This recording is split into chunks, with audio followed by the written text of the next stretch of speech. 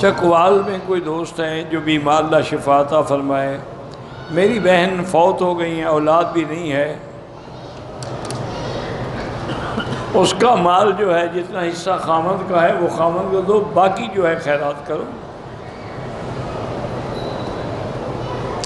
میں نے مسجد اقصیٰ الحمدللہ دیکھا ہے، میں نے مقام ابراہیم الخلیل بھی دیکھا ہے، اور میں نے مقام بیت اللحم جہاں عیسیٰ علیہ السلام پیدا ہوئے ہیں وہ جگہ بھی دیکھی ہے۔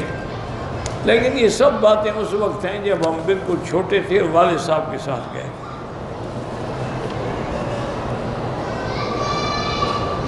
کھاد کی بوری جس کی قیمت نقد 100 اور ادھار میں 1000 اور ادھار میں 15، یہ جائز ہے۔ اس کی وجہ یہ ہے، سود وہ ہوتا ہے کہ میں 1000 پیسہ دے کے 1 مہینے کے بعد 1500 وصول کروں، یہ وقت کے بدلے میں جو پیسہ ہے یہ حرام ہے۔ وہ تو ایک چیز ہے، اس کے 2 ریٹ ہیں، ایک نقد ہے ایک ادھار ہے، آپ نے جو قبول کر لیا اسی پہ سودا ہو گیا۔ لیکن علماء کہتے ہیں کہ اس سے بھی بچو، کہ اس میں بھی ایک قسم کا شبہ تو آ جاتا ہے نا سود کا، گو جائز ہے لیکن بچنے کی کوشش کرو۔ اچھا، دوسرا ایک مسئلہ یہ بھی سمجھ لیں، ایک آدمی ہے اس کے پاس مثلاً کھاد ہے، آپ اس کو کہیں بھی نقد کتنا، نے کہا جی نقد 1000، ادھار کتنی، اس نے کہا جی 1500۔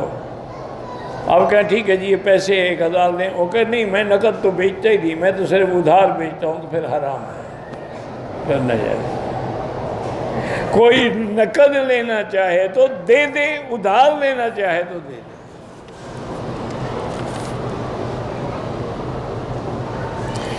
عورت کو پردہ چہرے کا کرنا چاہیے، نہیں پاؤں کا کرنا چاہیے۔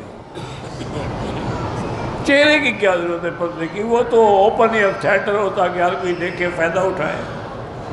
اللہ کے بندے، پردہ ہوتا ہی چہرے کا ہے۔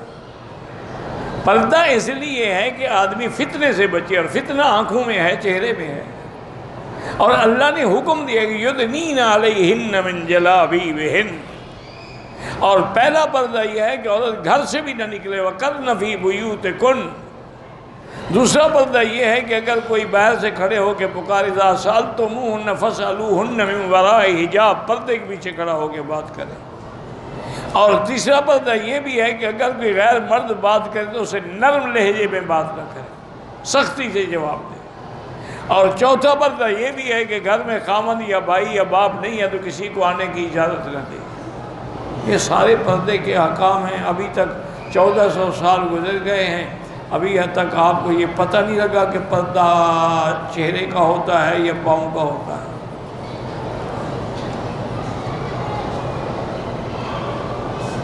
ایک لڑکی جس کی عمر 23 سال ہے، اس کو کینسر ہے، اللہ شفا عطا فرمائے۔ آپ کے والد کے کوئی شاگرد زندہ ہیں؟ میرے والد کے شاگرد ایک تو بھی سامنے میرے بیٹھے ہوئے ہیں، ابھی بھی شاگرد ہیں، زندہ بھی ہیں، عالم بھی ہیں۔ اللہ کے بندے، کئی میرے والد کے شاگرد زندہ ہیں، آپ نے سب کو مار دیا ہے۔ خدا کا خوف کریں، وہ کہ سینکڑوں سال پہلے تو والد صاحب فوت نہیں ہوئے، 1974 میں فوت ہوئے ہیں۔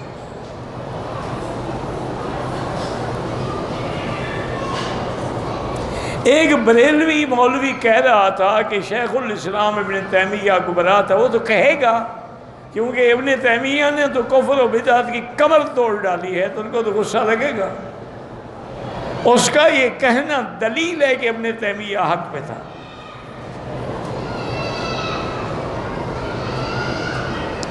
اگر کوئی بندہ حج کا طواف زیارت 13 ذی الحج کو کرے، حنفی مسلک میں طواف تو ہو جائے گا لیکن دم ہے، اس کا آخری وقت ہے 12 ذی الحج کے سورج ڈوبنے سے پہلے ہے، لیکن حنابلہ کے نزدیک 13 کو بھی جائز ہے۔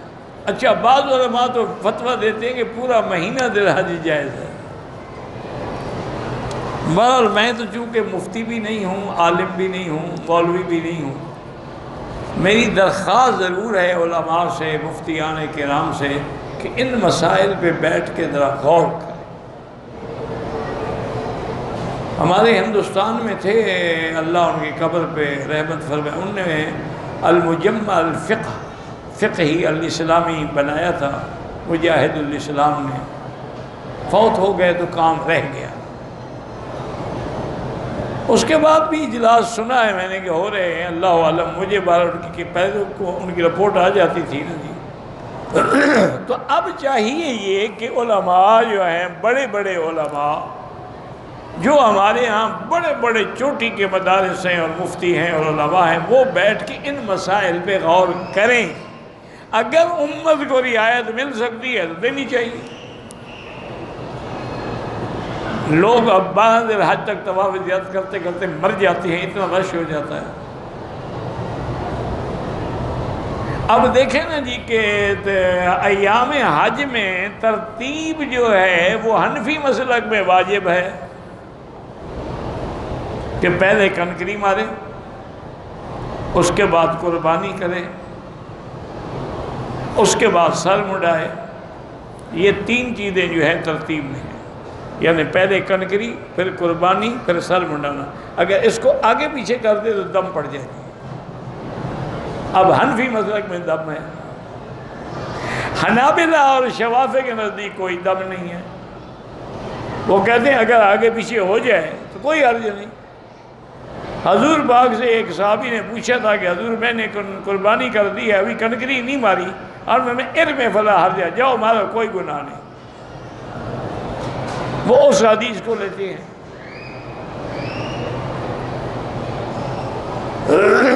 امام ابو حنیفہ اللہ ان کی قبر پہ رحمت کرے، اس میں کوئی شک نہیں کہ وہ بڑے عظیم فقیہ تھے۔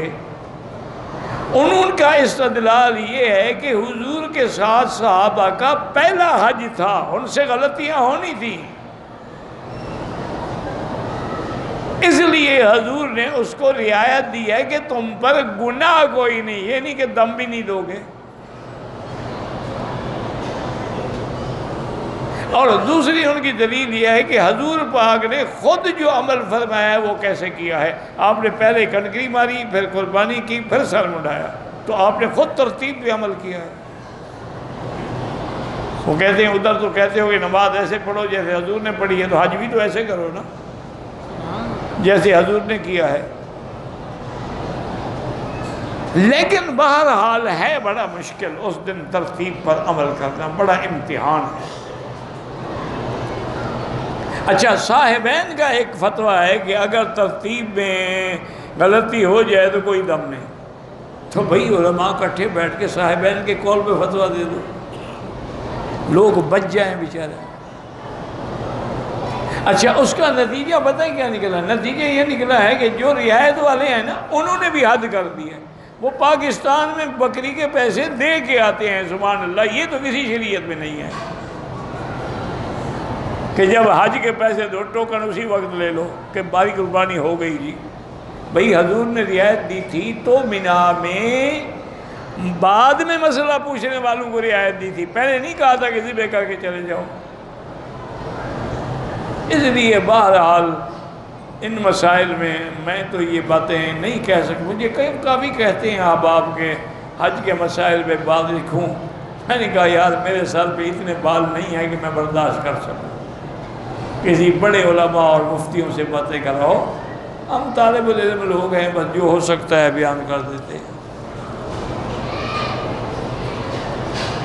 ذی القعدہ کے چاند میں اگر عمرہ کر لیں، حج، بھائی حج فرض نہیں ہوتا، حج زندگی میں ایک دفعہ فرض ہے، یہ تھوڑا ہے کہ ہر دفعہ عمرہ کرے تو حج فرض ہو جائے۔ دوسری بات یہ ہے کہ جب ہمیں رہنے کی قانوناً اجازت ہی نہیں ہے تو حج کیسے فرض ہو جائے گا؟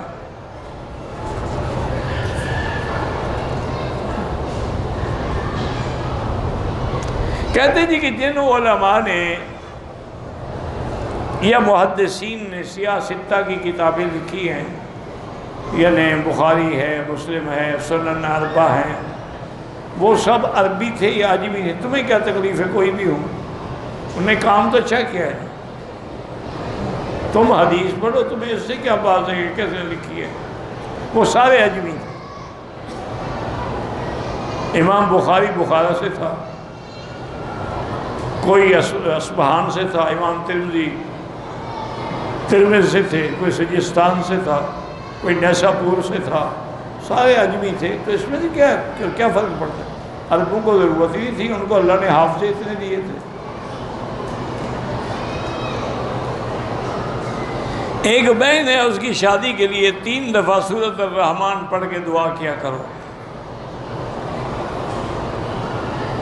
ہمارے محلے میں ایک عورت فوت ہو گئی، اللہ مغفرت فرمائے۔ ایک بندہ اپنی بیوی کو بہت مارتا ہے، 2-3 کٹھے مل کے تم بھی اس کی ٹھکائی کر دو ایک دن۔ وظیفے پوچھنے کی کیا ضرورت ہے؟ ایسے بندے کو پکڑ لو گلی میں اور لگاؤ ٹھیک ٹھاک کہ تم پھر مارو گے، ہم پھر تمہاری انشاءاللہ خدمت کریں گے۔ مجال ہے کہ پھر مارے۔ وظیفہ ڈنڈے کا ڈنڈا ہوتا ہے، ڈنڈے کا وظیفہ پڑھنے سے حل نہیں ہوتا۔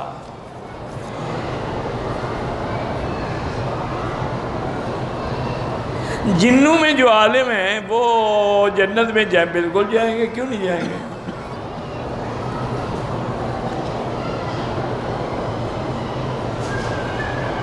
میرا بھائی پاکستان آرمی میں ملازم ہے، 4 مہینے چکر آتے ہیں، اللہ اس کو شفا عطا فرمائے۔ بہرحال زمزم اس کے لیے لے جائیں اور اس کے سر پہ تھوڑا تھوڑا ڈالیں اور اللہ سے دعا کریں، انشاءاللہ اللہ رحم فرمائیں گے۔ یہ بھی ایک بڑی عجیب خطرناک بیماری ہوتی ہے۔ وہ تو آرمی میں ہے، آرمی میں تو بڑے اچھے اچھے ڈاکٹر ہوتے ہیں۔ اس کو چاہیے کہ پہلے سی ٹی اسکین کروائے، MRI کرائے اپنے دماغ کا کہ وجہ کیا ہے۔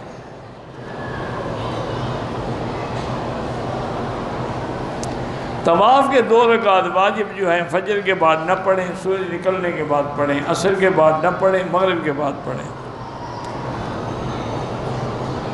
پاکستان کے میں نمازی کے آگے گزرنے سے نماز ٹوٹ جائے، نماز تو نہیں ٹوٹتی لیکن گزرنا نہیں چاہیے۔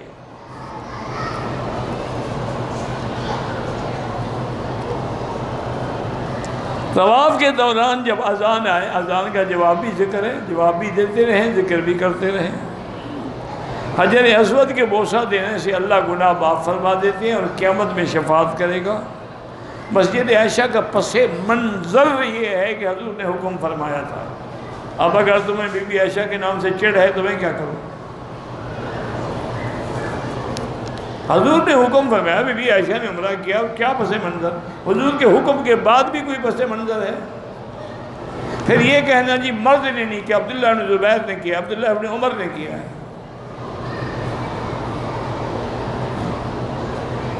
ہوٹل والوں سے ہمارے پاسپورٹ گم ہو گئے ہیں، اچھی بات ہے، حج پڑھ کے چلے جانا، آپ نے تو گم نہیں کیے نا۔ بہرحال اللہ کرے گا مل جائیں گے۔ سورۃ والضحیٰ پڑھ کے دعا کرو۔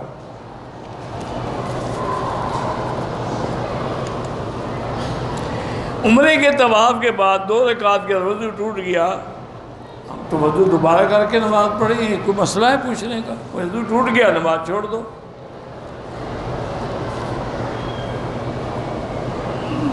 ام المومنین حضرت میمونہ رضی اللہ عنہا کا مزار جو ہے، جب آپ مکے سے مدینہ شریف کی طرف جاتے ہیں تو نوریہ سے آگے نکلتے ہیں، اس کو کہتے ہیں مقام صرف۔ تو بائیں ہاتھ پہ باقاعدہ دیوار بنی ہوئی ہے، 4 دیواری بنی ہوئی ہے، وہ قبر ہے بی بی میمونہ کی رضی اللہ تعالی عنہا۔ یعنی جب مدینہ جائیں گے تو بائیں ہاتھ پہ ہے، مدینہ سے آئیں گے تو پھر آپ کے دائیں ہاتھ پہ آئے گی۔ یہ جب آبادی ختم ہوتی ہے نوریہ کی، اس کے بائیں ہاتھ پہ وہ باقاعدہ 4 دیواری موجود ہے۔ اور اللہ کی شان یہ ہے، یہ بی بی بھی بڑی عجیب شان والی تھی۔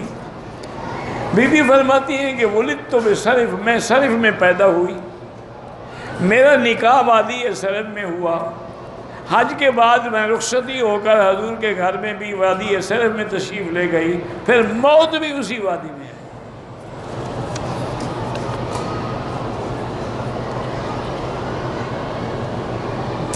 عصر کے بعد 3 طواف کریں تو مغرب کے بعد پہلے واجب طواف پڑھیں، پھر سنتیں پڑھیں، کیونکہ واجب مقدم ہوتا ہے سنت پر۔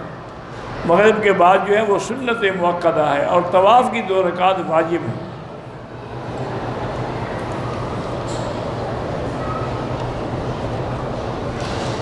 کہتے جی کہ امام حرم میں کام ہو رہا ہے، امام صاحب پیچھے کھڑے ہوتے ہیں، آگے نہ کھڑے ہوں، آپ کوشش کریں بچنے کی، آخر کام تو انہیں کرنا ہے نا حج سے پہلے۔ قسطوں پر اشیاء بیچنا جائز ہے۔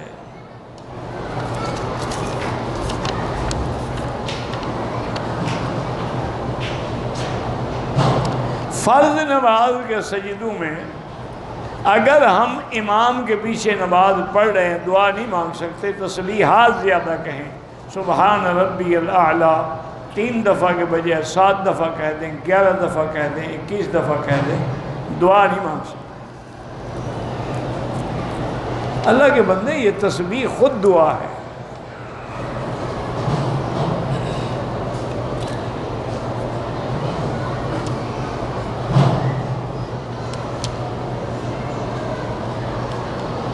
ہم سیکیورٹی فورس میں ہیں، کبھی کبھی 12 گھنٹے ہمیں بوٹ پہن کے رکھنا پڑتا ہے، ٹھیک ہے، تو وضو کرنے کے ساتھ نیت کر لیا کریں، بعد میں مسح کر لیا کریں کہ بوٹوں کے اوپر، کیونکہ بوٹ تو باقاعدہ بند ہوتے ہیں۔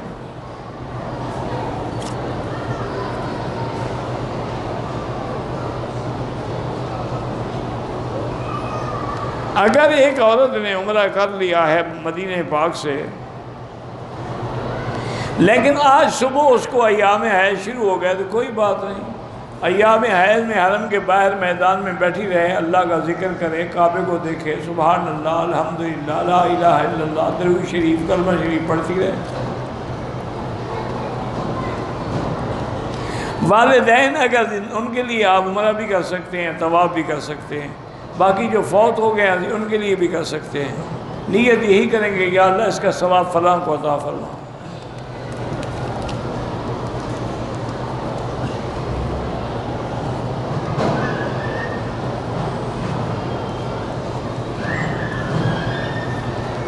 ہم گاڑی میں ڈیوٹی کرتے ہیں، 6 گھنٹے سے زیادہ باہر نہیں نکل سکتے، تو گاڑی میں بیٹھ کے نماز پڑھ لیا کریں۔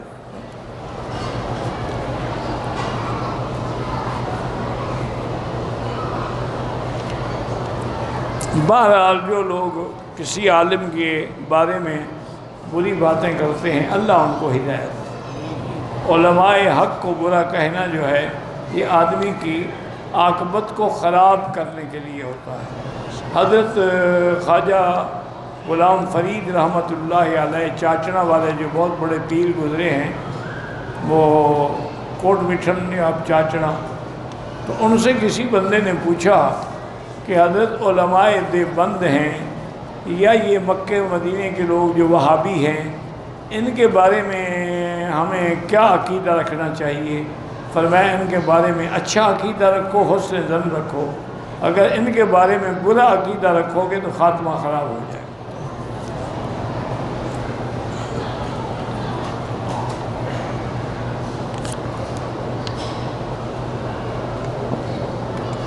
کہتے ہیں جی کہ اپنی بیوی سے آدمی آگے اور پیچھے دونوں سے جماع کر سکتا ہے۔ پیچھے سے جماع کرنے پر اللہ کے نبی نے لعنت بھیجی ہے کہ من اتی فی دبر امرأتہ فعلیہ لعنت اللہ، جو آدمی عورت کو غلط استعمال کرتا ہے اس پر اللہ کی لعنت ہوتی ہے۔ اب تمہاری مرضی ہے کہ اپنی بیوی کے باوجود لعنتی بنتے رہو، تو اس کا ہم کیا کر سکتے ہیں؟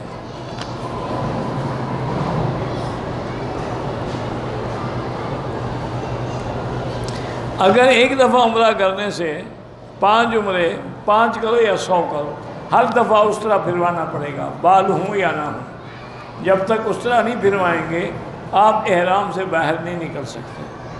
اس لیے ہمیشہ اصل مشکل یہ ہے کہ آج کل ہم جس دور سے گزر رہے ہیں نا جی، یہ بڑی فحاشی اور عریانی اور بے حیائی کا دور ہے۔ فلمیں ہیں، اچھا پہلے تو لوگ پھر بھی فلم دیکھنے کے لیے جاتے تھے، اب تو آج ہر آدمی کے ہاتھ میں اور جیب میں موبائل ہے، جب چاہے فلم دیکھ لے، جب چاہے جو چاہے دیکھ لے۔ تو اس وجہ سے یہ ساری بے حیائی پھیل رہی ہے، ورنہ آج سے 10 سال پہلے بھی کوئی مسئلہ نہیں پوچھتا تھا۔ یہ مسائل اب پیدا ہوئے ہیں کیونکہ فلمیں دیکھ دیکھ کے یہ سیکھ رہے ہیں۔ اور کچھ بدبختی یہ ہے کہ شیعہ نے اپنے کتابوں میں بھی لکھا ہے کہ جائز ہے، اور ان کے علاوہ بعد ہمارے یعنی مسلمان شیعہ بھی نہیں، انہوں نے بھی اپنی کتابوں میں لکھ دیا کہ جائز ہے۔ انا للہ و انا الیہ راجعون۔ اللہ تبارک و تعالیٰ سے دعا کریں کہ اللہ ہمیں مسلمانوں کو، ہر کلمے پڑھنے والوں کو، مرد عورت کو گناہوں سے محفوظ رکھے۔ اللہم صلی علی سیدنا محمد وعلی آل سیدنا محمد كما صليت على إبراهيم وعلى آل إبراهيم في العالمين إنك حميد مجيد اللهم أنت ربي لا إله إلا أنت الأحد الصمد الفرد الذي لم يلد ولم يولد ولم يكن له كفوا أحد اللهم أنت ربي لا إله إلا أنت الحنان المنان بديع السماوات والأرض يا ذا الجلال والإكرام يا ذا الجلال والإكرام اللهم إنا نسألك بأسمائك الحسنى وصفاتك العلى اللهم اجعل لنا وللمسلمين من كل هم فرجا ومن كل ضيق مخرجا ومن كل بلاء عافيا اللهم فرج هم المهمومين نفس كرب المكروبين واقض الدين عن المدينين واشفنا واشف مرضانا ومرضى المسلمين واشفنا واشف مرضانا ومرضى المسلمين واشفنا واشف مرضانا ومرضى المسلمين یا اللہ بیماروں کو شفا عطا فرما یا اللہ بیماروں کو شفا عطا فرما یا اللہ ہماری ظاہری باطنی روحانی جسمانی بیماریاں دور فرما یا اللہ بے حیاؤں کو حیا عطا فرما بے اولادوں کو اولاد صالح عطا فرما بے روزگاروں کو روزگار عطا فرما قرض داروں کے قرض عطا فرما یا اللہ جن کے گھروں میں بچیاں ہیں ان کو خیر کے رشتے نصیب فرما یا اللہ پورے عالم کے اندر جہاں مساجد ہیں مدارس ہیں مراکز ہیں دین کے ادارے ہیں دین کی جماعتیں ہیں دین کے کام کرنے والے ہیں علماء ہیں ان سب کی حفاظت فرما یا الہ العالمین حرمین الشریفین کو قیامت تک ہر فتنے سے محفوظ فرما یا اللہ مسلمان کشمیر میں ہیں فلسطین میں ہیں عرب میں ہیں عجب میں ہیں افغان میں ہیں یا اللہ ان سب کی جان مال آبرو عزت کی حفاظت فرما ربنا تقبل منا انك انت السميع العليم وتب علينا انك انت التواب الرحيم وصلى الله تعالى على خير خلقه سيدنا محمد وعلى آله وأصحابه أجمعين اللهم صل على سيدنا محمد وعلى آل سيدنا محمد وبارك وسلم عليه